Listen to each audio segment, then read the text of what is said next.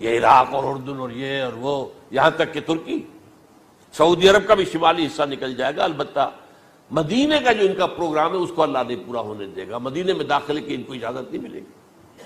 بہرحال یہ سارا کچھ ہونے والا ہے۔ وہ وقت بھی آنے والا ہے کہ حضور کی ایک حدیث کے مطابق ایک شخص کے 1000 بیٹے ہوں گے تو 999 ختم ہو جائیں گے، ایک بچے گا۔ یہ وقت بھی آنے والا ہے کہ حضور فرماتے ہیں اتنی بڑی جنگ ہوگی، اتنی خوریزی ہوگی کہ پوری زمین اٹ جائے گی لاشوں سے۔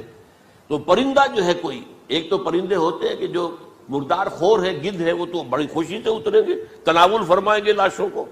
اسی طریقے سے کوے ہیں، چیلے ہیں، لیکن جو نفاست پسند پرندے ہیں وہ لاش کے اوپر اترنا نہیں چاہتے۔ تو ایک پرندہ اڑتا چلا جائے گا، اسے کہیں زمین پر اترنے کی جگہ نہیں ملے گی، لاشیں ہی لاشیں ہوں گی، یہاں تک کہ وہ تھک ہار کر اس کے جو ہے پر جواب دے جائیں گے، گرے گا تو لاش پر گرے گا۔ یہ وقت آنے والا، اور یہ یہودیوں کے ہاتھوں، یا یہودیوں کے جو سپورٹرز ہیں اس وقت، جو ان کے ہاتھ میں آلہ کار ہے، ان کے ہاتھوں آنا ہے۔ میرے نزدیک اس کام کے لیے اس ملعون قوم کو، کہ جو حضرت عیسیٰ کے زمانے سے ملعون ہو چکی ہے، اس کو باقی رکھا گیا ہے، اسے یہ موقع دیا گیا ہے۔ اس نے اسرائیل بنا لیا ہے، تقریباً 2000 سال کے بعد وہ دوبارہ آ کر آباد ہوئے اس سرزمین میں جہاں سے نکال دیے گئے تھے 70 عیسوی کے اندر۔ یہ سارا کچھ کیوں ہو رہا ہے؟ ان کا یہ استثناء کیوں کیا گیا؟ یہ بڑی تلخ بات ہے، یہ یاد کر لیجیے۔ کیونکہ یا تو قوم اسی وقت ہلاک کر دی جاتی، جیسا کہ ہوا قوم نوح، قوم ہود، قوم عاد، قوم ثمود، قوم شعیب، یہ ہوا کہ نہیں ہوا؟ اور سدوم اور عمورہ کی بستیاں جہاں حضرت لوط بھیجے گئے، اور آل فرعون جو ہلاک کیے گئے، یا تو پوری قوم ہلاک کی جاتی؟ نہیں، یہ یوں سمجھیے کہ اس پورے معاملے کو درمیان میں سے ایک وقفہ دے دیا گیا، حضرت عیسیٰ کو اٹھا لیا گیا، اور حضرت عیسیٰ دوبارہ آئیں گے۔ یہ کیوں کیا گیا؟ اب اس میں بڑی تلخ بات آپ سے کہہ رہا ہوں، یہ آپ کے لیے قبول کرنا آسان نہیں، حلق سے نیچے اٹھنے کی مشکل سے۔ اس قوم کو زندہ رکھا گیا ہے جو ملعون اور مغضوب علیہم قوم ہے۔ سب سورہ فاتحہ میں مفسرین لکھتے ہیں ضالین، یہ نصارہ ہیں، اور مغضوب علیہم یہ یہودی ہیں۔ اور قرآن کہتا ہے لعن الذین کفروا من اہل الکتاب علی لسان داؤد وعیسی ابن مریم، لعنت کی گئی ایک ملعون اور مغضوب قوم کے ہاتھوں آخری امت محمد، اور اس کا بھی بہترین حصہ، اس پر عذاب ان کے ہاتھوں آئے گا۔ عربوں پر عذاب یہودیوں کے ہاتھوں، اس لیے ان کو بچایا گیا۔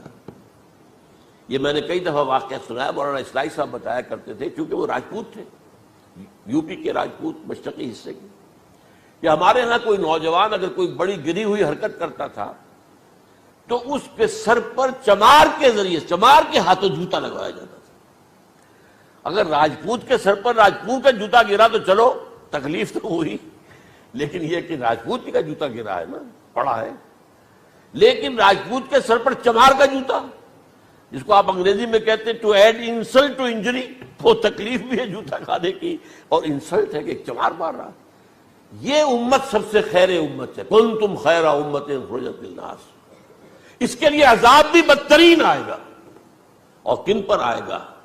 اس امت کا جو اصل نیوکلیس ہے عرب، جس کے بارے میں حضور کی حدیث موجود ہے ویل للعرب، عرب کے لیے بہت بڑی ہلاکت۔ اور آج ہماری نظر میں آ رہا ہے وہ ملعون اور مغضوب علیہم قوم، ان کے سینے کے اندر خنجر کی طرح بھونکی گئی ہے، اور 30 کروڑ کے قریب عرب بے حمیتی، بے غیرتی، بزدلی، کمزوری، ذلت، مسکرت کی مثال بنے ہوئے۔ کوئی بول سکتا ہے اس اسرائیل کے خلاف؟ کو بول سکتا ہے؟ 30-35 لاکھ آدمی ہیں اسرائیل کے اندر یہودی، اس سے زیادہ تو امریکہ میں 50 لاکھ کے قریب، کل 1.25 کروڑ آدمی ہے یہ یہودی پوری دنیا کے اندر۔ لیکن دیکھیے جو چاہتا کرتا ہے، جب چاہا اس نے عراق کے ایٹمک انسٹالیشن کو تباہ کر دیا، اور سعودی عرب کی فضا میں اس کو فیول کیا ہے انہوں نے، دوبارہ ری فیولنگ جو ہوئی ہے ان کے جہازوں کی، وہ سعودی عرب کی فضا میں ہوئی۔ اللہ تعالیٰ نے یہ کوڑا ان مسلمانوں کے لیے رکھا ہوا ہے کہ جن کے رتبے ہیں سوا، ان کی سوا مشکل ہے۔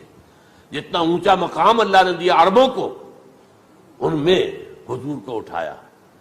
ان کی زبان میں اپنا آخری کلام نازل کیا، تو ان کی ذمہ داری بھی بہت ہے۔ جن کے رتبے ہیں سوا، ان کی سوا مشکل ہے۔ یہ ہے میرے نزدیک، واللہ اعلم۔